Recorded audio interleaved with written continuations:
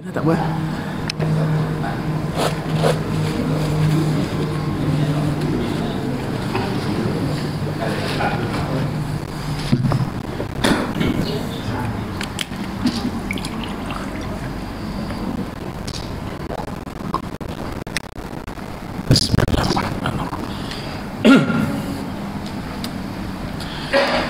أعوذ بالله من الشيطان الرجيم بسم الله الرحمن الرحيم السلام عليكم ورحمة الله وبركاته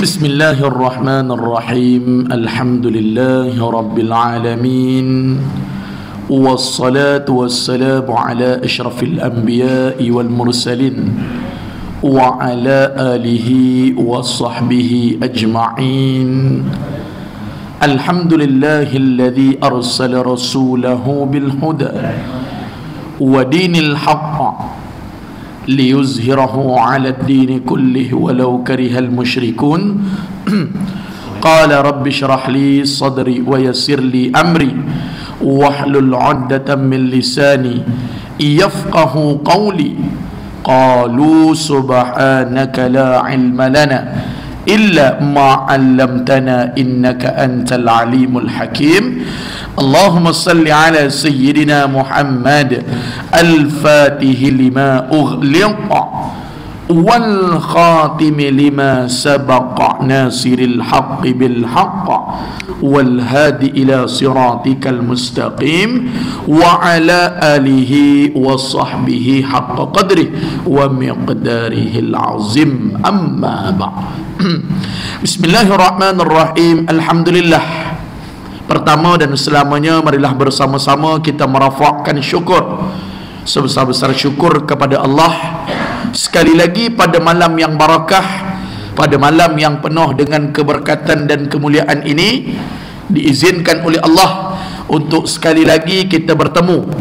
Kita berada di dalam satu kedudukan yang besar, iaitulah sebahagian daripada majlis-majlis ilmu ataupun majlis zikrullah, yang mana majlis ilmu dan zikrullah ini hadirin hadirat, ibu-ibu, ayah-ayah, abang-abang, sahabat-sahabat yang dirahmati oleh Allah, tidak lain dan tidak bukan kedudukan kita, keberadaan kita, hadirnya kita pada malam yang barakah ini adalah sebahagian daripada taman-taman syurga yang dijanjikan oleh baginda Nabi kita Nabi Muhammad sallallahu alaihi wasallam. Alhamdulillah, jutaan terima kasih kepada pengurusi surau kita, abami kita, alhamdulillah, Al-Fadil Tuan Imam kita yang memimpin mengetuai salat fardu maghrib secara berjemaah, alhamdulillah, dan juga kepada sidang jemaah yang dirahmati oleh Allah.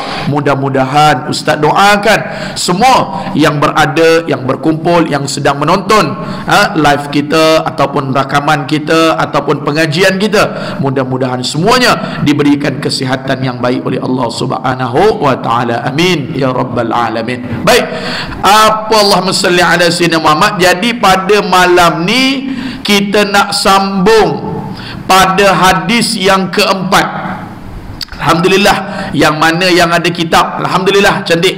Okey, jadi ustaz dapat makluman nanti di sesi akan datang, okey, akan tambah lagi lah. Ataupun tuan-tuan rasa nak beli kitab ni, direct saja dekat Shopee pun boleh. Nah, ada semualah Shopee tu kan. Shopee tu mak dengan ayah je tak dijual.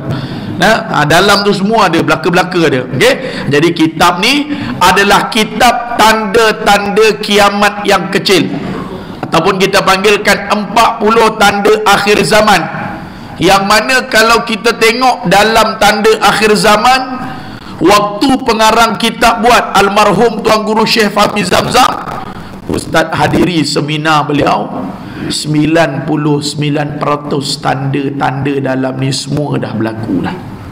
Tanda kecil ni kita belajar ni, tanda kecil bukan tanda besar. Tanda besar turunnya Al-Imam Mahdi, keluarnya Nabi Allah Isa alaihissalam. Imam Mahdi akan dibai'ah di kota Mekah, namanya sama seperti nama Rasulullah, yakni Muhammad ibn Abdullah. Nah, nama sama. Nah, dan pedang Rasulullah ada pada beliau. antara orang yang bernasabkan Bani Hashim dan Bani Muttalib, kalangan orang Arab, sebiji gaya, cara, tubuh badan, seakan-akan terkena kepada apa yang disebutkan oleh ulama, iaitulah tubuh badan kepribadian Nabi sallallahu alaihi wasallam. Itu besar, kita tak bicarakan pada topik kita. Okey, tuan-tuan tengok hari ni berapa ramai daripada kalangan seorang anak derhaka kepada ibu, berapa ramai. Baru-baru ni Abang Yusuf Azmi kita semboyan, pergi ambil satu orang budak derhaka kepada mak, nak pukul mak dan sebagainya. Tuan-tuan boleh tengok. Hari ni tuan-tuan tengok pencakar langit berapa banyak, maksudnya bangunan-bangunan. Asalnya Nabi sebut pada ketika itu, golongan yang berada pada tempat tu Nabi sebut apa dia tuan-tuan? Berkaki ayam, maksudnya semiskin-miskin. Sebilangan sebut Allahumma salli ala sayyidina Muhammad di Abu Dhabi, wallahu alam. Dah muncul dah. Okey, hari ni tuan-tuan tengok orang minum khamar, orang minum arak bertebaran, betul? Tak payah cakap lah. Jadi banyak sangat. Jadi insya-Allah malam ni kita nak masuk pada hadis yang keempat. Okey, kalau ustaz muka surat 18, tuan-tuan muka surat berapa? 15. Okey, boleh tengok hadis keempat tu. Okey, ilmu agama akan beransur-ansur hilang. Boleh? Ilmu agama, okey, akan sikit demi sikit Allah Ta'ala tarik. Kalau dulu ustaz ingat ada helaian mishaf Al-Quran suratul Kahfi, orang yang lazim baca, tiba-tiba dia buka, hilang helaian ataupun tulisan, dia panggil mishaf, hilang tulisan tersebut. Wallahu alam. Okey, kalau kita dengar cerita-cerita Al-Quran ni Allah Ta'ala pelihara. Sebab tu ulama sebut kita tak boleh ubah Al-Quran, tapi Al-Quran boleh ubah diri kita. Boleh, tak ada masalah. Tetapi kalau kita tengok pada hadis pada malam yang barakah, hadis yang keempat, okey, menyatakan kepada kita ilmu agama akan beransur-ansur hilang. Ini pada topik ni lah. Okey, pada belakang nanti dia akan sebut ilmu agama semakin kurang dipelajari. Nanti dia akan sebut. Okey, tapi pada hadis keempat dia akan ceritakan daripada riwayat Abdullah ibn Amr. Okey, jelaskan kepada kita sikit demi sikit Allah Ta'ala tarik. Boleh kita tengok yang pertama, kata ulama di dalam kitab kita, ilmu agama akan beransur-ansur hilang. Tulis sikit dekat perkataan beransur-ansur hilang tu, kalau ada pen tu tulis sikit, iaitulah dengan dimatikan orang-orang soleh. Ilmu agama. Okey, sebab tu ilmu tu dia ada 3 step. Kalau kita mengaji, ain, lam, mim, ilmu. Tulisan ilmu dalam tulisan Arab, ain, jawi kita, ain, lam, mim. Belajar ilmu ni ada 3 fasa. Yang pertama ain, ketika mana orang sebut pada kita, okey, orang kita kata Allahumma salli ala sayyidina Muhammad, ajar pada kita, waktu tu masuk nisbah ain, terbuka. Nisbah lam, ketika itu hati-hati. Kalau kita dah dapat ilmu, dah dapat faham, dah dapat reti, waktu lam ni bahaya. Waktu dia tengah mencacak huruf lam, waktu tu semua orang salah, kita seorang betul. Ni hati-hati. Waktu tu fasa tu biar belajar, kata ulama, sampai mim, nisbah, nak buat bandingan. Mim tu mana? Kan huruf mim tu kan ke bawah, huruf mim tu kaki dia tu ke bawah. Maka belajar sampai mim, belajar biar sampai kepada tahap mim, biar tawaduk, rendah diri.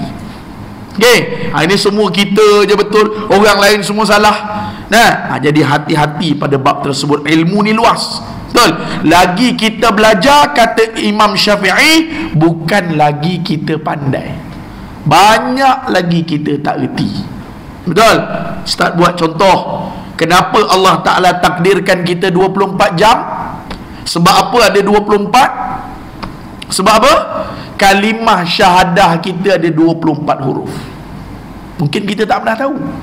Berapa huruf dia? 24. Kalimah syahadah pertama 12. Kalimah syahadah kedua 12 huruf. La, lam, alif. Eja dalam jawi lah. Kalau Rumi sampai kiamat tak jumpa. Nah, dalam jawi, lam, alif, berapa tu? 2. Alif, lam, ha, berapa tu? 3. 3 campur 2 berapa? 5. Illa, alif, lam, alif, berapa? 3. 5 campur 3, 8. Alif, lam, lam, ha, 4. 8 campur 4 berapa? 12. Kalimah syahadah pertama. Tu Allah Ta'ala buat 12 jam. Okey. Kemudian pada syahadah kedua, mim, ha, mim, dal, Muhammad 4. Ra, sin, waw, lam 4. 4, 4, 8. Tambah kalimah terakhir, syahadah terakhir, Muhammad Rasul Allah 4. 4, 4, 4, 12. Betul? Kalimah syahadah kedua. Campur 1 dengan 2 berapa? 12. 24 huruf. Sebab tu Allah Ta'ala takdir 24 jam. Okey, cuma bezalah, kadang-kadang ada malam panjang, siang pendek, malam panjang. Nah, ada setengah negara dia tak panggil pukul 1 petang, 2 petang, dia panggil pukul 13, panggil pukul 14, panggil pukul 16, tapi pokok pangkal 24 jam. Nak nisbahkan kita lagi belajar, sebenarnya lagi banyak yang kita tak tahu. Baik, kita masuk pada hadis yang pertama. An Abdillah ibn Amr ibn al-As yaqulu sami'tu Rasulullah sallallahu alaihi wa alihi wasallam. Ilmu agama akan beransur hilang sedikit demi sedikit. Innallaha la yaqbidul ilm intiza'an yantazi'uhu minan nas walakin yaqbidul ilm biqabdi al-ulama hatta idza lam yatruk aliman ittakhadhan nas ru'usan juhalan fasu'ilu fa'aftau bighairi ilmin fadallu wa adallu. Hadis sahih rawahu Imam Muslim. Ilmu agama, sebab tu nak cari apa-apa pertama sekali ilmu. Okey, yang paling penting kepada kita adalah ilmu agama. Paling penting. Nah, jangan sampai hari ni ilmu kita tidak ada. Jangan sampai begitu. Okey, Ustaz dah sebut dah apa beza di antara ilmu dengan harta. Mana lebih afdal? Jawab seorang. Ilmu afdal ke harta afdal? Ilmu. Sebab apa? Antara bukti, antara dalil, antara hujah, antara kerana. Bagi satu contoh. Sebab apa ilmu lagi afdal? Ingat lagi tak? Kalau ilmu bagi makin lama makin bertambah. Tapi kalau harta makin kita belanja makin bertambah ke berkurang? Berkurang. Satu. Apa lagi beza ilmu dengan harta? Tahulah ilmu tu afdal. Sebab apa? Ilmu kalau kita ada orang mula kasih pada kita. Bukan kita nak orang suruh sayang, suka, nah puja kita, tak. Tapi orang cari. Tapi kalau orang banyak harta, pada adatnya bermusuh. Orang banyak duit bermusuh. Orang banyak harta, mula orang nak khianat. Nah, tak payah tengok jauh-jauh lah. Tengok kedai-kedai kita kalau yang tak belajar agama, baru buka kedai sikit, customer ramai, pesen orang kita. Nah, mulalah pergi jumpa tok bomoh lah. Nah, letak depan kedai garam lah, paku lah, tanah kubur lah. Nampak? Orang mula nak khianat. Itu beza ilmu dengan harta. Lagi, ilmu dengan harta apa beza? Ilmu kalau kita ada, dia jaga kita. Betul? Dia tegur, tak boleh buat macam tu walaupun awak ada pangkat. Ilmu tu guide kita. Sekurang-kurang dia nak buat, dia tak nak buat, itu terserah pada dia. Dia akan ditanya di hadapan Allah. Tapi dia tu tahu tak? Aku tahu benda ni tapi tak boleh nak buat apalah. Tak apalah, kau jawab besok depan Allah. Nah, ilmu tu guide kita. Sekurang-kurang dia boleh tahu. Nah, oh macam ni tak boleh, oh macam ni boleh. Tapi kalau kita ada harta, harta tu kita kena jaga dia. Bukan dia jaga kita. Ilmu betul, dia guide kita, dia jaga kita. Tapi kalau harta, kita kena balik. Contohlah rumah arwah mak kita ke, rumah arwah ayah kita ke. Nah, sesekali kena balik lah Ustaz. Tak tahu apa jadi dengan rumah tu Ustaz, kena pergi tengok lah Ustaz. Apa-apa yang patut bersih-bersih, kemah-kemah. Nampak? Lagi, apa beza ilmu dengan harta? Ilmu tetap afdal. Ilmu kalau nak simpan tak perlu tempat. maksudnya ilmu berada di dalam dada, di dalam akal. Tapi harta pada adatnya nak simpan mesti memerlukan tempat. Ini yang disebutkan oleh Sayyidina Ali. Ilmu luar biasalah. Okey, tak apa. Daripada Abdullah ibn Amr bin Al-As berkata, aku mendengar Rasulullah sallallahu alaihi wasallam bersabda. Nampak? Okey, dia dengar sami'tu Rasulullah sallallahu alaihi wasallam, bahawasanya Allah Subhanahu wa taala tidak mencabut, menghilangkan akan ilmu itu sekaligus dari dada manusia. Apa pun nak ilmu. Tuan-tuan bisnes memang nak ilmu. Tuan-tuan nak apply kerja, nak ilmu. Tuan-tuan nak pergi apa dia? Nah, ikutlah. Temu duga ke, nak niaga ke, sekurang-kurang ilmu kena ada. Nampak? Dan ilmu inilah yang memberi maklumat kepada kita. Tapi jangan bermudah-mudah. Dah ada ilmu pula, solat mazhab Syafi'i, ambil wuduk mazhab Maliki, nikah kahwin mazhab Hambali, nah, pergi haji mazhab apa pula, bertukar-tukar. Macam tu dekat mana sah batalnya? Betul kita boleh dipanggil taklik, ubah. Betul kita boleh pinjam, betul kita boleh guna, tetapi darurah. Nah, ada terkepit, ada waktu-waktu ketika bukan suka-suka. Ustaz, ada tak pendapat mazhab lain sekiranya uzur? Nah, Majlis Fatwa Kebangsaan sebut kalau kita pergi buat umrah, kita pergi buat haji, kalau orang sentuh kulit kita perempuan ketika tengah tawaf, boleh taklik mazhab lain. Nah, antaranya mazhab apa? Maliki. Kalau orang sentuh kita tengah pusing, tak batal. Tapi mazhab Syafi'i tak. Nah, sebab darurah. Macam mana nak keluar pula tengah tawaf, nak cari kepala paip, nak ambil wuduk pula. Tawaf mesti kena ada wuduk, sebab syarat sah tawaf mesti bersuci. Adapun sa'i tak. Nah, sa'i tak apa, tapi lebih afdalnya kena ada lah. Tapi nak cerita, tak apa, daripada Safa ke Marwah, tersentuh tengah Baitullah, tengah tawaf. Nah, orang ke katalah orang Uzbek ke, nah, jemaah perempuan dia orang bukan dikira apa, dia hanyaknya kita. Nah, tekan muka kita, tertolak. Apa hukum dia? Boleh taklik mazhab lain, iaitu kalau orang sentuh kita terkepit, tak batal.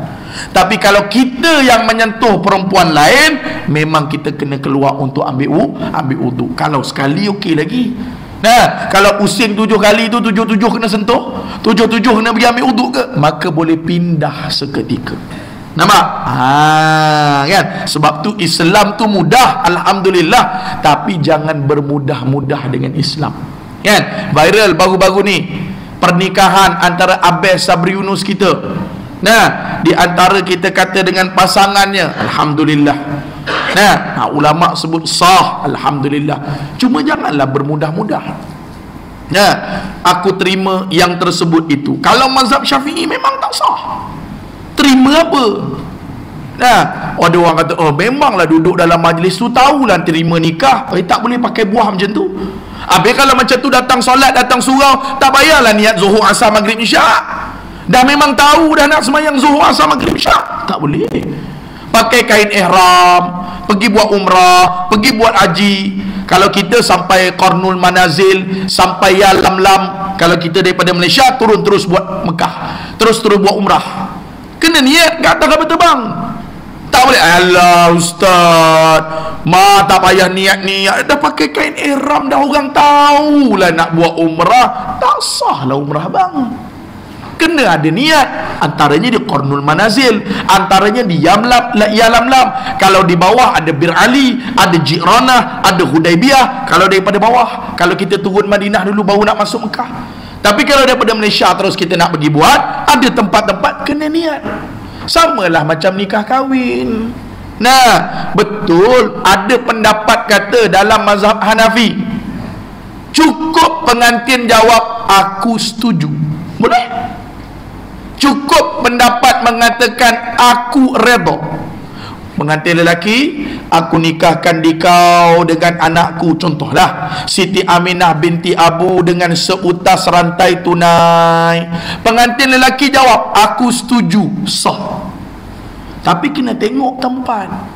Nah, ada beberapa ulama menyatakan sekiranya pengantin lelaki itu sukar untuk menjawab, sukar untuk kita kata qabul. Qabul tu terima, ijab tawar, boleh lah. Takut besok mudah-mudah besok, oh kalau macam tu tak payahlah aku terima nikahnya Siti Aminah binti Abu dengan mas kahwin yang tersebut. Kena sebut aku terima nikah. Nah, alah orang tahu dah lah ustaz. Tengok ustaz, tengok, aku redha, aku sujud. Betul. Tapi perbahasan ulama yang dalam lagi. Ulama sebut apa? Sekiranya pengantin lelaki gagap, bolehlah. Kat 10 minit dia bunyi. Nah, aku membadai aku redha, sah. Nah, tapi janganlah bermudah-mudah. Besok takut-takut besok bermudah-mudah lagi. Aku nikahkan dikau dengan Siti Aminah binti Abu dengan mas kahwin RM300 tunai. Pengantin lelaki jawab, aku on. Boleh? Okey. Nah, kalau Kelantan, aku nikahkan dikau dengan anakku Siti Aminah binti Abu dengan RM300 tunai. Bereh boh. Boleh? Nah, dia ada kaedah-kaedah dia, tapi tak apalah sebagai pengajaran. Nah, jadi jangan bermudah-mudah. Nah, sebab betul Islam tu mudah. Takut-takut kita bermudah-mudah, kejap mazhab ni, kejap mazhab ni, kejap mazhab ni. Nah, bertukar-tukar, mana sah batal kita? Dia yang diizinkan sekiranya darurah, tak ada jalan lagi, terkepit. Nah, ya Allah ustaz, tak boleh nak buat dah ustaz. Nah, ada tak pendapat? Yes. Tapi kita pakailah pendapat mazhab Syafi'i kita, terutama di Malaysia, Nusantara kita, tambah-tambah di Negeri Sembilan kita. Saya ambil tauliah mufti Negeri Sembilan, ditekankan. Masa tu bukan mufti yang ada sekarang lah, mufti sekarang ni baru. Dulu, kalau tak silap, Datuk Ahmad bin Yusuf. Nah, dulu ada tanya, dia tekankan, Ustaz mengajar tu mengajar mazhab Syafi'i ya. Nah, ajar usuluddin, ajar akidah al-sunnah wal jamaah ya. Abu Hasan Asy'ari dan Abu Mansur Maturidi ikut kaedah tu ya. InsyaAllah Datuk dipesan. Nah, jangan kita bermudah-mudah, takut-takut besok bercampur-campur, wal'ayazubillah. Baik, jadi kata dia daripada Abdullah bin Amru Al-As radhiyallahu ta'ala anhu berkata, aku mendengar Rasulullah sallallahu alaihi wasallam bersabda bahwasanya Allah tidak mencabut menghilangkan akan ilmu itu dengan sekaligus dari manusia. Tak, diambil berperingkat, tetapi Allah menghilangkan ilmu itu dengan mematikan para alim ulama. Tengok hari ini siapa yang nak perjuangkan Islam. Nah, kalau kita dengar dulu ulama-ulama dulu bagi tahu bahawasanya insya-Allah satu hari nanti bumi Palestin akan dibebaskan, akan merdeka. Kalau tuan-tuan tengok sekarang ni, betul-betul ustaz tengok, betul-betul tanda akhir zaman. Ini kemuncak kemenangan bagi umat Islam. Nah, Israel susun dah. Apa dia nak buat? Amerika dah nyatakan sokongan Joe Biden. Nah, UK punya presiden pun dah nyatakan sokongan dah. Nah, tetapi Allah Ta'ala ada percaturan yang tersendiri. Walaupun orang-orang yang berada, negara-negara yang berada di Teluk Arab tadi tak berapa nak menyokong. Ada orang dah tanya pada ustaz lah baru-baru ni, ustaz, betul-betul Israel Zionis Yahudi ni ustaz, nah, dia nak betul ni ustaz, susah sangat ke ustaz? Nah, saya tengok ustaz, dia dah kuasai Masjidil Aqsa. Nah, dia dah kuasai Jerusalem ustaz. Nah, macam mana pandangan ustaz? Saya jawab macam ni. Nah, sebenarnya Yahudi laknatullah, dia dah berjaya kuasai semua negara.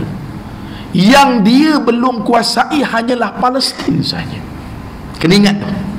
Nah, sebab tu kata seorang ulama besar Salahuddin Al-Ayyubi yang Nabi SAW sebut, yang membebaskan Jerusalem, Salahuddin Al-Ayyubi kata apa? Kata-kata hikmah dia, siapa kuasai Jerusalem, siapa kuasai Masjidil Aqsa, dia kuasai dunia.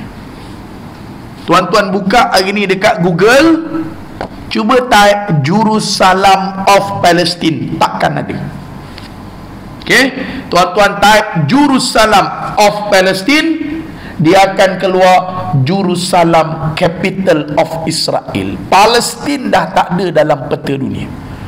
Sedangkan Allah Ta'ala letakkan nama Masjidil Aqsa tu dalam Quran. Palestin, subhanalladzi asra bi'abdihi lailam minal masjidil harami ilal masjidil aqsa. Kiblat pertama umat Islam dekat mana tuan-tuan? Kiblat pertama Masjidil Aqsa lah, bukan Baitullah. Nah, kiblat pertama umat Islam Masjidil Aqsa. Waktu Nabi kembali ke kota Mekah tu, baru Allah Ta'ala turunkan uluat untuk Ali tu dalam masjid Kiblatain tu. Kalau kita pergi buat umrah kan, Muntawif bawa kita tu Masjid Kiblatain tu. Sebilangan pendapat kata Zuhur, sebilangan pendapat kata pada waktu asar. 2 rakaat pertama Nabi menghadap kepada Masjidil Aqsa, 2 rakaat yang terakhir turun wahyu menghadap kepada Baitullah. Ni bumi Masjidil Aqsa. Sebab tu tuan-tuan yang rahmati oleh Allah, bumi ni, tempat ni tuan-tuan yang rahmati oleh Allah SWT, bukan untuk rakyat Palestin. Bumi Masjidil Aqsa, bumi Palestin, bumi umat Islam. Okey, tapi nak buat macam mana tuan-tuan yang dirahmati? Berpecah. Baru ni saya ada tengok satu artikel karikatur.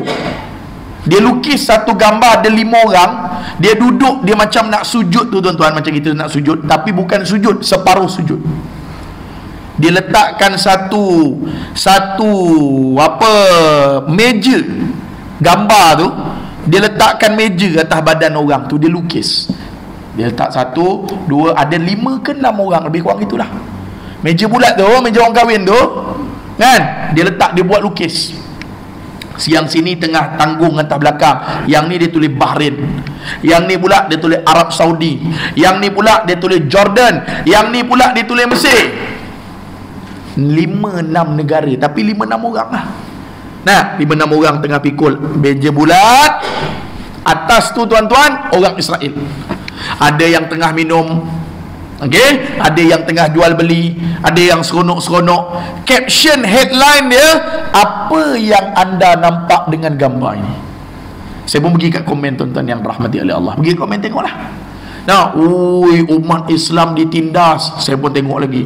Kuang Hajar punya Yahudi. Nah, dia pijak-pijaknya umat Islam, tak ada berperi kemanusiaan. Ada satu komen ni Ustaz tertarik. Dia kata apa?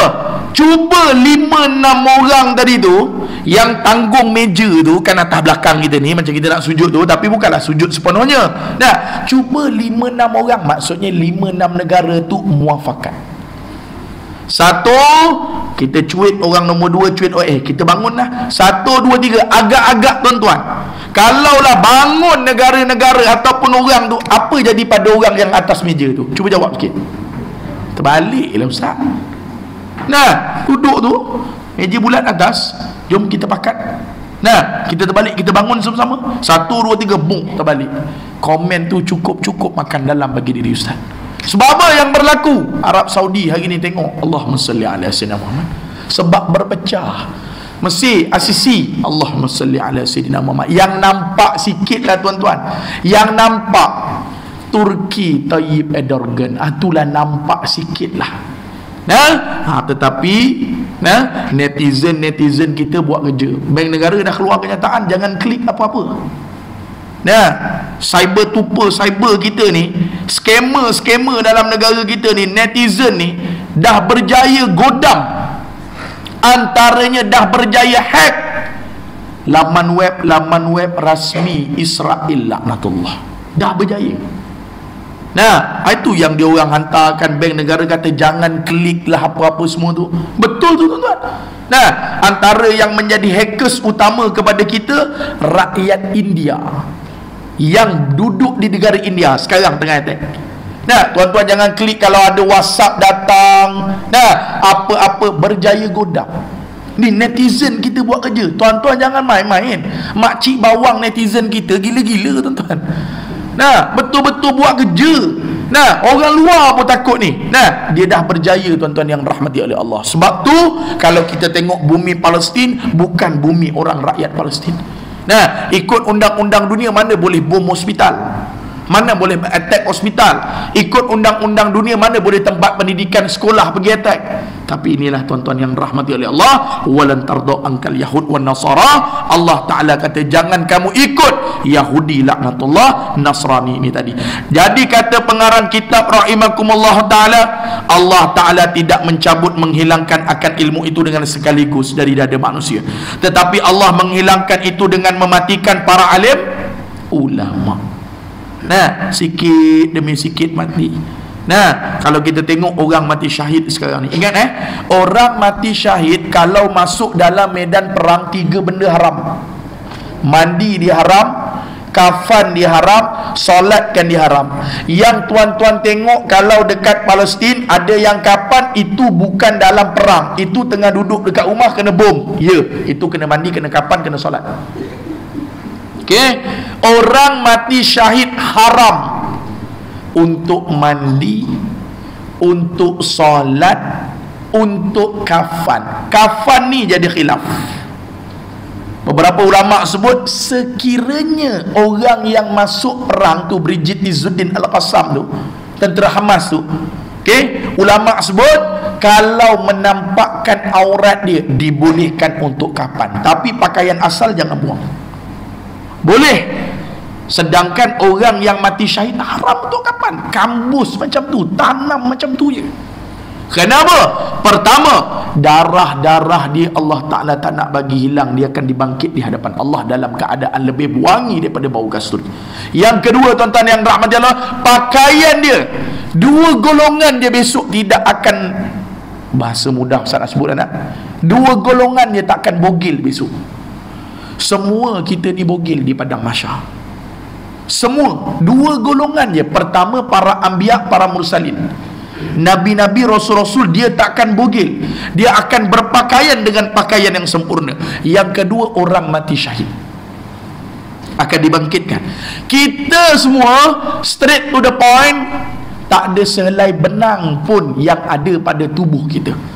Al-yawma nakhtimu ala afwahihim wa tukallimuna aydihim wa tashhadu arjuluhum bima kanu yaksibun. Waktu tu sehelai benang pun tak ada. Tuan-tuan janganlah tanya pula, ustaz, habis saya tengok ustaz punya ke? Ustaz pun tengok saya punya, tak malu ke? Ketika itu tak ada langsung perasaan malu. Hilang ketika itu sebenar-benar takut, tuan-tuan yang rahmati oleh Allah, hari perhitungan daripada Allah. Sebab tu 3 benda haram buat. Orang mati syahid, mandi, kafan, solat, tak perlu kau minta ampun pada dia, sebab dalam solat jenazah Allahumma gfirlahu warhamhu, tak perlu. Tetapi Allah Ta'ala dah ampunkan sia-sia.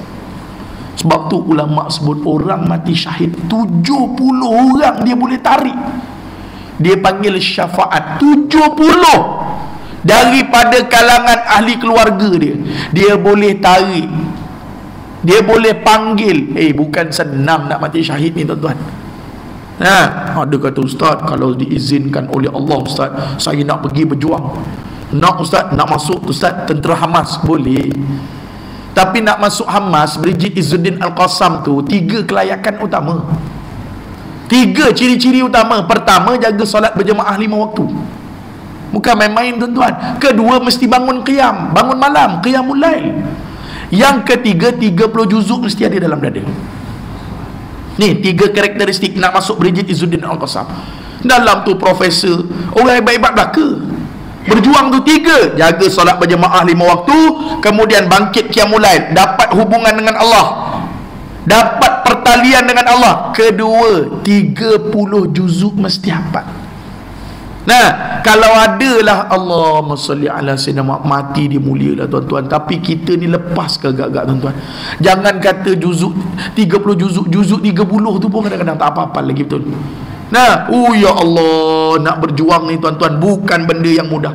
Dan nikmat yang paling besar bagi orang mati syahid, dia sekiranya diizinkan oleh Allah untuk bangkit kali kedua, dia minta untuk syahid kali kedua. Tapi bagi kita tak.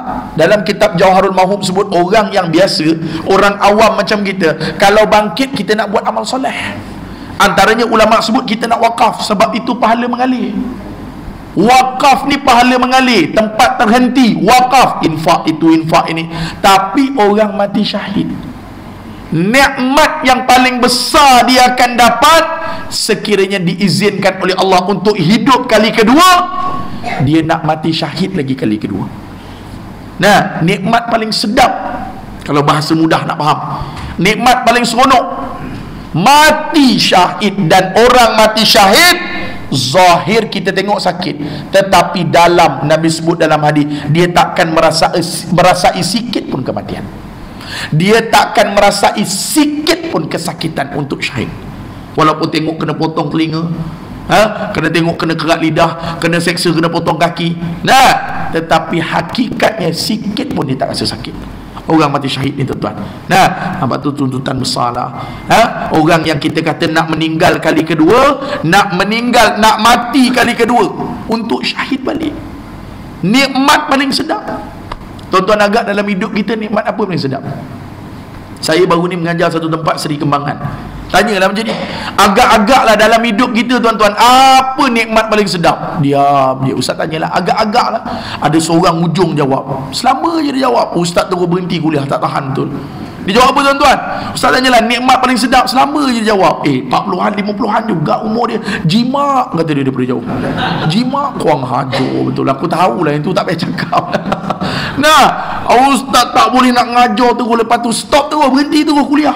Tergelak-gelak ustaz tak padan dengan tua tu.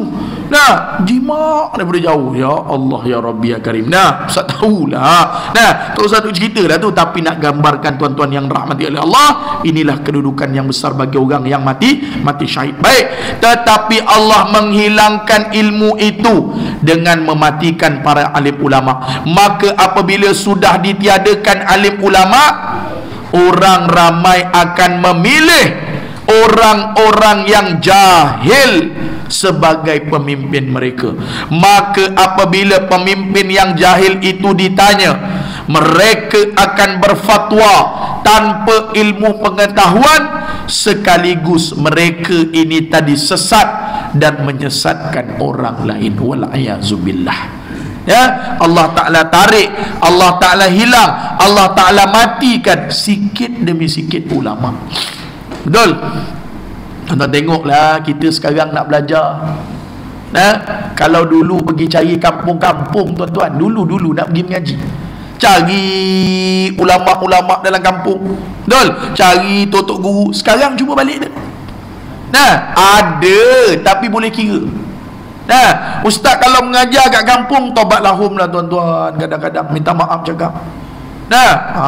Dia datang tu kadang-kadang, yalah kita pun faham lah, mungkin dia tak sihat kan. Dia duduk depan kita tu, hunjur kaki tu, duduk depan kita tu. Lepas tu kita pun tanyalah, dia pun letak lah atas kitabnya tu. Ustaz pun bangun sekejap, tengok tuan-tuan. Ya Allah, ustaz ingat betul-betul dia tengok kitab. Rupa dalam kuliah pun syahid juga tuan-tuan. Maksudnya tidur. Dalam kuliah pun tidur juga. Subhanallah. Adalah 3-4 orang dengar di kampung-kampung. Tuan-tuan jangan heranlah, sebab tu ulama pernah menyatakan kepada kita, seandainya kalau tempat yang tuan-tuan duduk tu majlis ilmu, solat berjemaah, program hidup tuan-tuan diizinkan oleh Allah, tak ada apa-apa keuzuran, jangan pindah tempat yang Allah Ta'ala campakkan barakah. Jangan pindah. Contoh, ustaz buat contoh ni, kita tempat kita ni, Taman Senangin kita ni lah contoh. Tuan-tuan boleh jaga 5 waktu berjemaah, tuan-tuan boleh duduk kuliah. Ustaz dah pencin lah ustaz, cadang nak balik kampung, tak ada masalah, baliklah. Tapi kalau tak ada apa-apa keuzuran, kemudaratan, jangan tinggal tempat kita ni. Tuan-tuan boleh jaga 5 waktu, mudah-mudahan mati dalam 5 waktu. Tuan-tuan boleh jaga kuliah, majlis ilmu, tuan-tuan boleh bersama dengan ahli qaryah, silaturahim tuan-tuan. Tuan-tuan boleh ikut program-program dijalankan. Baru ni ustaz tengok sambutan Maulid Rasul, penuh orang. Dengan penceramahnya seronok tengok. Maka sebab tu ulama sebut, jangan tinggalkan tuan-tuan yang dirahmati oleh Allah tempat yang kalau tuan-tuan saat itu sudah dapat hidayah daripada Allah Subhanahu wa ta'ala. Keterangan sekarang ini, alim ulama sudah berkurangan, satu demi satu pergi meninggalkan kita. Nampak? Tuan-tuan tengok orang-orang yang betul-betul duduk pada jalan Allah ni, orang-orang alim, orang-orang soleh, orang-orang yang kita kata betul-betul ilmunya. Kalau dulu di tempat kita almarhum Tuan Guru Haji Harudin meninggal, tuan-tuan yang rahmati oleh Allah, ulama-ulama, orang-orang soleh, sikit demi sikit Allah Ta'ala ambil. Sebab tu tuan-tuan yang rahmati oleh Allah, pegang cukup-cukup. Bila kita dengar hadis akhir zaman ni, iman kita ni kayu ukur sebenar.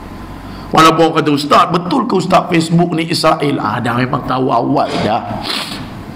Tengok logo tahu dah, biru putih tu. Kalau di luar negara, McDonald luar negara dah tukar packaging dah. Kepada biru putih packaging dia. Negara kita, McDonald menafikan bahawasanya tak ada langsung kena-mengena dengan Israel. Alhamdulillah. Tapi lain-lain tempat, Starbucks dan sebagainya, wallahualam, kita pun tak tahu. Boleh jadi mereka menyatakan betul-betul sokong, wallahualam. Kita nak buat dengan cara apa tuan-tuan ni? Dengan cara apa? Tidak lain dan tidak bukan iman kita tu kayu ukur sebenar. Akhir zaman Dajjal akan datang tuan-tuan, sehingga Nabi kata apa? Ikat anak bini kau dalam rumah. Bukan ikat tu ambil tali ikat dekat tiang ke dan sebagainya, bukan. Halang, kerana dua golongan yang utama akan ikut Al-Masihud Dajjal. Yang pertama adalah kita kata golongan penghibur. Golongan penghibur tak kira lah siapa-siapa, penyanyi ke, pelakon ke, penggiat seni ke, tak kira lah. Antara yang kedua tuan-tuan yang rahmati oleh Allah, daripada kalangan wanita. Yang ramai, bukan semua, jangan kata semua, dah. Kita tengok penyanyi-penyanyi puja Lady Gaga lah, apa semua tu lah, puja setan, lagu-lagu dalam. Sebab tu Nabi sebut antara yang utama. Jangan kita pukul rata, jangan kata, oh ustaz, maknanya artis kita ni semua ikut Dajjal. Dah, penghibur yang utama. Bagai-bagai orang yang dekat dengan kedatangan Al-Masihud Dajjal, follower utama, iaitulah pertama penghibur-penghibur. Yang kedua daripada kalangan wanita. Macam mana serbu tuan-tuan, tak payah tengok jauh-jauh lah, artis Korea datang macam kena sawan dekat KLIA tu, aku tengok. Jong Nun tahu, ustaz pun tak kerti lah. Nama tu, ya Allah, ya Rabbi, ya Karim, sanggup. Tetapi tuan-tuan yang rahmati oleh Allah, dalam pada masa yang sama, berapa ramai pada ketika itu para alim ulama meninggal dunia. Kena kata di sini, sekarang ini alim ulama sudah berkurangan, satu demi satu pergi meninggalkan kita. Ni dengan ulama je lah. Allah Ta'ala pun sebut dalam Quran, innama yakhshallaha min ibadihil ulama. Tak ada ulama siapa yang kita nak ikut tuan-tuan. Tak ada ulama, orang-orang soleh. Siapa yang kita nak ikut tuan-tuan yang rahmati oleh Allah? Kalau pepatah Arab disebut, laula murabbi ma araftu rabbi. Disebut, kalau bukan kerana guruku, nescaya aku tidak kenal akan pencipta, iaitu Allah Azza wa Jalla. Tak kenal tuan-tuan. Kalau bukan kerana siapa? Kerana guru. Ni guru kita mengajarkan kita tuan-tuan yang ulama-ulama, orang-orang soleh.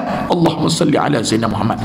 Sekarang ini alim ulama sudah berkurangan, satu demi satu pergi meninggalkan kita. Kalau peribahasa Melayu mengatakan patah tumbuh hilang berganti. Tu dia. Kalau istilah lah cari para alim ulama, payah tuan-tuan. Peribahasa ini tidak tepat berlaku kepada para alim ulama. Tuan-tuan, nanti tuan-tuan tengok dekat belakang nanti, jangan kata alim ulama, nak minta untuk jadi imam pun tak ada orang. Hadis ke berapa ustaz lupa lah. Nak minta untuk jadi imam, Allahumma salli ala Sayyidina Muhammad, ada kat belakang dah, ustaz lupa dah. Hadis ke berapa dah? Hadis ke 31. Ustaz dah baca dah di beberapa tempat lah. Nak minta jadi imam. Kalau masjid surau mungkin belum berlaku lah. Contoh, tuan-tuan berkumpul family. Sebab masjid surau kita ada lantikan imam rawatib, imam satu, imam dua, bilal satu, biasa daripada jabatan agama. Itu mungkinlah kita nak tengok jauh lah lagi. Tapi tuan-tuan kumpul adik-beradik, Tuan-tuan berhenti solat mana-mana, nak solat berjemaah ke? Dah semayang ke asar? Belum lagi. Minta jadi imam. Tak apalah, abang lah jadi imam. Engkau tolak aku tolak engkau. Lalas semayang seorang-seorang. Jangan kata ulama nak jadi imam. Allahumma salli alaihi. Dah azan ke tuan-tuan? Ustaz bagi laluan azan dulu. Boleh? Ustaz bagi laluan azan dulu dah. Minta azan dulu. Sayang pula. Bagi azan dulu, kemudian kita sambung sikit insya-Allah. Ni waktu awal tuan-tuan, ya Allah. Maghrib 6 berapa? 7 minit pukul 7. 6.59. Allah, tadi daripada Ampang, daripada ofis tuan-tuan, ya Allah, hujan lebat pula. Ni seluar dalam aku ni basah habis ni tuan-tuan. Allahumma salli alaihi wasallam. Minta azan dulu sekejap. Siapa minta azan? Ada? Abami juga azan. Abami lah pengurusi. Abami tu siap. Abami azan juga. Berat lagu ni. Okey, tak apa. Banyak pahala Abami.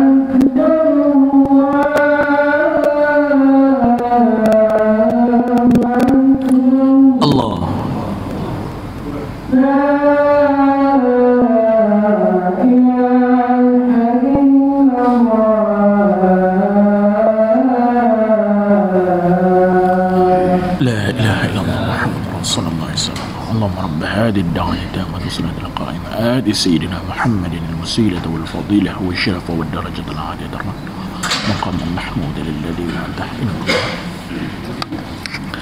Bismillahirrahmanirrahim. Bismillahirrahmanirrahim. Tuan-tuan yang dirahmati oleh Allah SWT. Baik, terima kasih.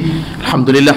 Baik, jadi tuan-tuan yang dirahmati oleh Allah, kata dia dekat sini, kalau peribahasa kita mengatakan patah tumbuh hilang berganti, tetapi peribahasa ini tidak relevan berlaku kepada para alim ulama. Jangan kata alim ulama, orang nak jadi imam.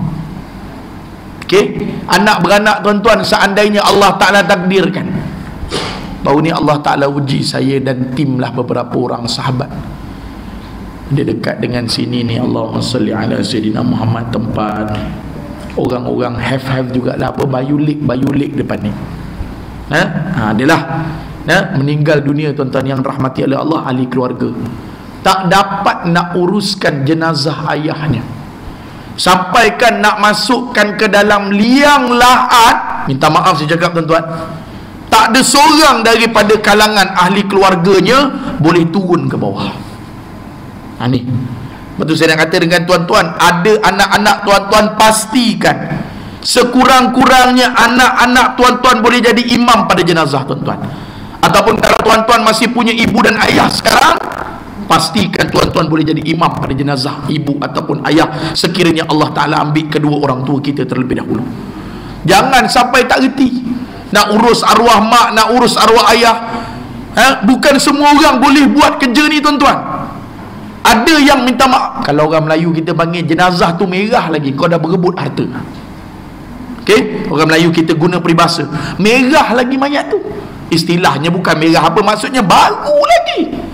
Dah tanya tentang harta pusaka, dah tanya tentang faraid, dah bertelagah adik-beradik.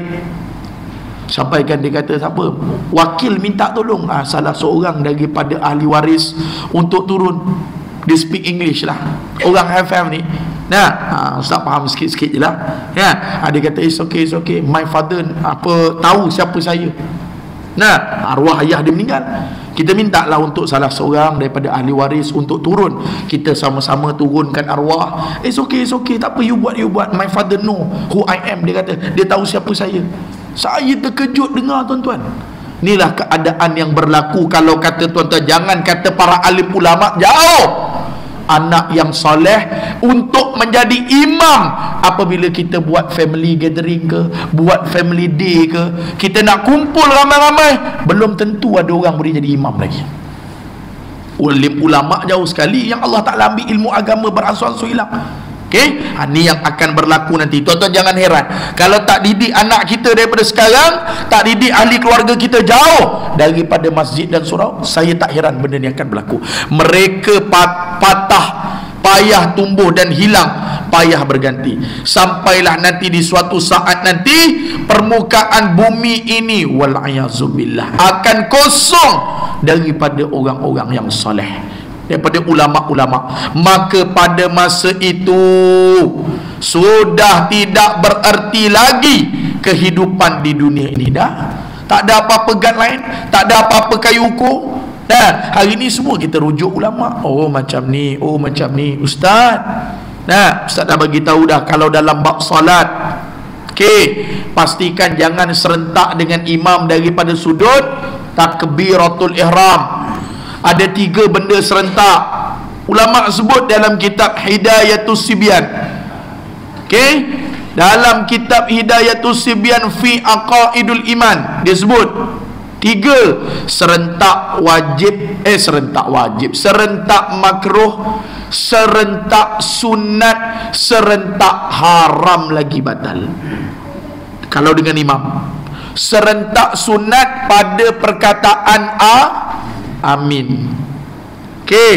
Jangan cepat, jangan lambat, serentak. Kalau imam kita tadi bunyi baru keluar amin, jangan cepat sangat, biasa cepat. Kadang imam baru nak lepaskan nafas, dia panggil saktah. Di dalam solat ada 6 tempat saktah, diam seketika. Pertama antara takbiratul ihram dengan iftitah. Yang kedua iftitah dengan a'udzubillah. Yang ketiga a'udzubillah dengan bismillah. Yang keempat bismillah dengan amin. Bismillah dengan amin, maksudnya Al-Fatihah dengan amin. Yang kedua amin dengan nak masuk surah lazim. Kemudian yang terakhir daripada habis surah lazim nak rukuk, diam sekejap, Allahu Akbar. Jangan terus Allahu Akbar kabira, diam sekejap. Istilah kita buang nafas. Lepas tu nak masuk a'udzubillah, diam sekejap, wa ana minal muslimin, contoh. Nak habis tu diam, baru masuk a'udzubillah. Jangan serentak pada takbiratul ihram, batal. Biasa kebanyakan serentak pada takbiratul ihram. Yang tadi ustaz kata sunat serentak pada amin, cantik. Jangan cepat. Ni kadang-kadang imam waladdallin, belum sebut amin, dia dekat belakang dah amin. Tak sempat. Tu yang ada satu jemaah tu ustaz terpaksa tegur dia, terpaksa. Tapi face to face lah, ustaz tak tegur depan orang ramai, takut mengaibkan. Bang, kenapa bang selalu cepat? Amin. 2-3 kali ustaz perhati waktu kalau ustaz jadi imam. Nah, untuk pengetahuan ustaz, tak ada apa ustaz, cuma saya cakap terus terang dengan ustaz je lah, saya sebenarnya lama dah nak jadi imam tapi tak dapat jadi imam. Ada juga tuan-tuan macam tu, Seri Kembangan. Nah, ada lama dah ustaz nak jadi imam, la haula wala, kenapa tak cakap dengan ustaz? Nah, dia pun terus terang, sebenarnya ustaz pengurusi tak bagi. Nah, ustaz kata kenapa pengurusi tak bagi, apa masalah? Nah, biarlah, tapi bukan pengurusi Abami kita ni, tak ada kena-mengena. Nah, ni pengurusi surau Seri Kembangan ni, tuan-tuan janganlah gelak kuat sangat. Nah, kata balik aku kan, Abami dah lah wanted dengan aku. Nah, kan, jadi nak gambar pengurusi tak bagi, ustaz kata kenapa, apa masalahnya? Tak ada masalah pun. Ustaz pun tergerak hati. Tasmid dia lepas habis solat fardu isyak, tasmid dia dengar lah. Kalau mengaji Quran dulu tu tasmid, baca, dengar lah, kita dengar. Okey bang, cuba bang baca Fatihah. Ustaz pun okey lah, bismillah, sampai pada perkataan ghairil maghdu tu. Ustaz rasa ustaz salah dengar ke dia salah baca? Ustaz minta 2-3 kali diulang. Tuan-tuan tahu macam mana? Siratal ladzina an'amta alaihim. Okey dah. Ghaidi gemagedu bi alai. La ilaha illallah. Betul lah pengurusi tak bagi. Jangan kata pengurusi, kalau aku dengar pun aku mufarakah habis dah. Nah, ghaidi gemagedu bi alaihim. Nah, memang bukan ghaidi gemagedu, ghairil maghdu. Apa ghaidi gemagedu? La haula wala. Ni jangan serentak dengan imam pada takbiratul ihram, tapi serentak dengan imam pada perkataan amin. Nah, ini ghaidi gemagdu. Aduh, hai. Nah, ustaz kata balik awal ghaidi gemagdu, dia kata. Nah, Allahumma salli ala sayyidina Muhammad. Nah, jadi kadang-kadang ada orang sebenarnya dia nak luah, tapi dia takut dengan pengurusi surau tu. Nah, ustaz kata pengurusi ni memang ustaz nak tegur ni, apa sebab pula dia tak bagi orang? Biarlah. Nah, sekurang-kurangnya dia boleh bantu, sekurang-kurangnya kalau imam tak datang dia boleh khidmat kalau dia ada. Tak apalah. Ustaz tergerak nak cek ghaidi gemagdu sepanjang perjalanan. Ustaz duk ghaidi dalam perjalanan. Nah, duk teringat dia Allahumma salli ala sayyidina Muhammad. Jadi nampak 3. Pertama sunat serentak pada amin. Kedua makruh serentak pada rukun fi'li. Jangan rukuk sama iktidal, jangan, biar imam pergi dulu. Yang ketiga iaitulah kita katakan jangan serentak pada takbiratul ihram. Jangan, biar imam bar. Dan yang seterusnya jangan serentak, ada 2. Jangan serentak pada takbir dan jangan serentak pada memberi salam. Jangan. Biar imam bagi assalamualaikum warahmatullah. Okey, lepas tu barulah imam bagi salam kedua, kita bagi salam pertama. Boleh, tak ada masalah. Okey, tapi yang afdal imam sempurna kedua-dua salam, baru bagi salam pertama. Dan salam bagi pula dalam kita punya mazhab Syafi'i, yang paling cantik pipi kanan kita ni biar kita paling seolah-olah orang belakang nampak, seolah-olah Assalamualaikum warahmatullah. Sebab ada orang dia teling kepala ni sunat je, yang nak assalamualaikum di mulut tu. Okey, tapi dah kita assalamualaikum warahmatullah, ada orang dia teling kepala tu memang kedekut tak hidung masing dia punya teling tu. Nampak? Jadi afdal assalamualaikum warahmatullah, tengok seolah-olah orang belakang nampak. Pusing balik, masuk assalamualaikum warahmatullah, seolah-olah orang belakang nampak pipi kiri, seolah-olah. Nah, tapi tuan-tuan janganlah tanya jemaah belakang pula, nampak tak tadi saya punya pipi?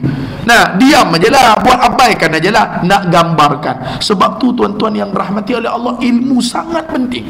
Nah, sampailah suatu saat nanti permukaan bumi ini akan kosong daripada ulama, maka pada masa itu sudah tidak bererti lagi kehidupan dunia. Kalau kita tengok kemerdekaan kita, semua ulama. Betul? Yang azan di Stadium Merdeka waktu dapat kemerdekaan 1957, siapa yang azan? Ayah Jalaluddin tu Hasan Azhari. Anak dia pelakon Jalaluddin Hasan. Hasan tu Syekh Hasan bin Azhari, ulama. Siapa yang tetapkan tarikh 31 Ogos 57 Merdeka? Bukan Tuanku Abdul Rahman. Masa tu 5 Safar. Yang menetapkan tarikh tok kepada Abdullah Ahmad Badawi. Namanya Syekh Abdullah Fahim, ulama. Ni nak bayangkan ni. Betul lah kalau tak ada ulama. Nah, tak ada ertilah lagi.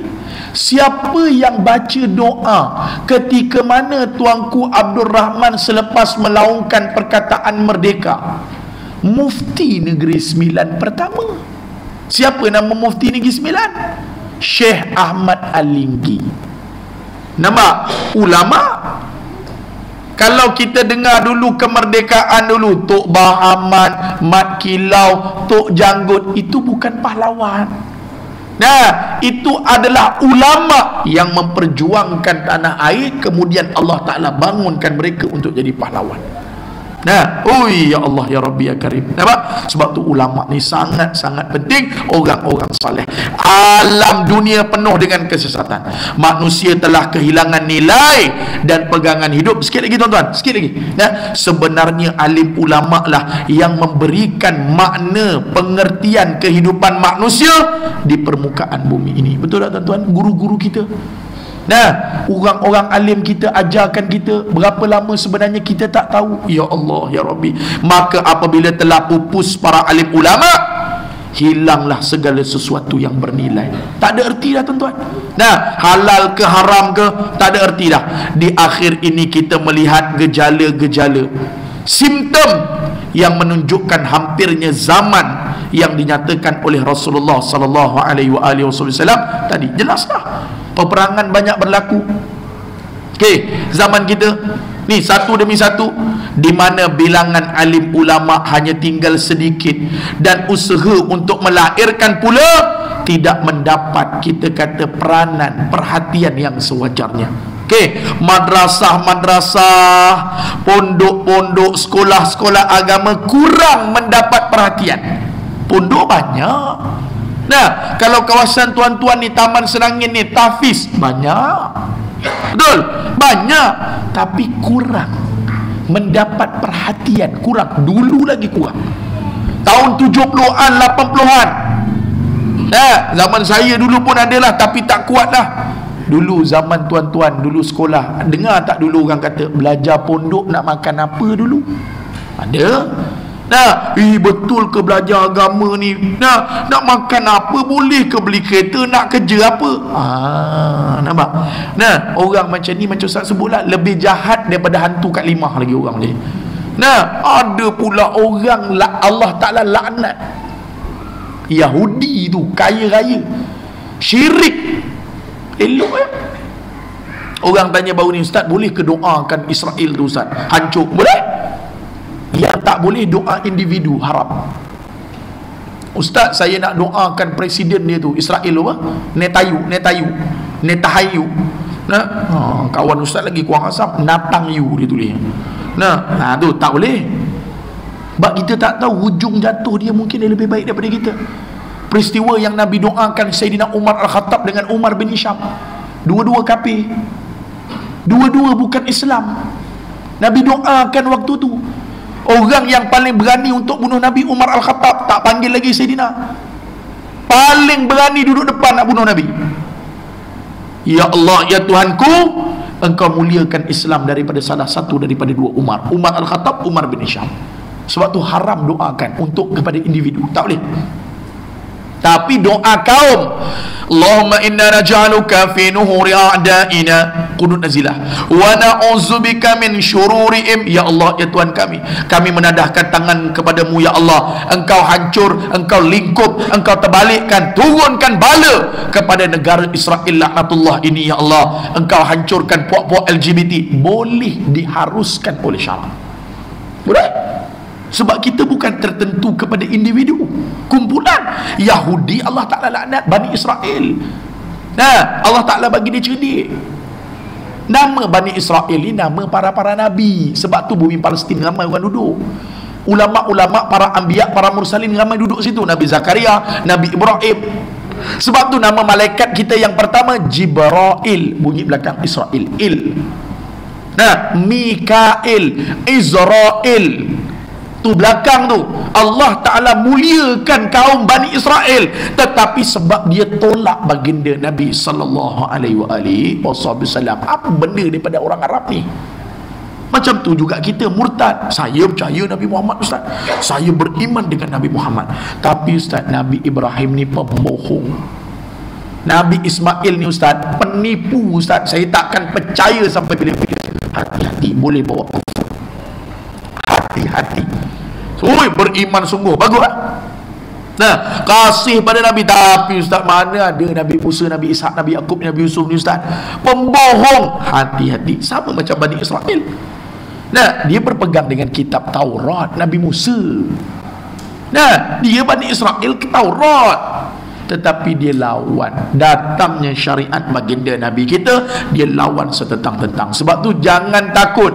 Ustaz, saya doa pada Israel, saya doa pada Yahudi ni Ustaz, boleh ke Ustaz? Nah, sepatutnya kita kena doakan baik-baik. Tak, doakan kepada baik-baik kepada individu, boleh. Ya Allah, ya Tuhan kami, kau jentiklah orang-orang, nah, untuk menjadi masuk Islam, boleh. Tu orang duk viral tu Cristiano Ronaldo lah, tak nak salam lah, apalah. Nah, oh dengan orang Israel lah, ya Allah kau bukakanlah pintu, boleh.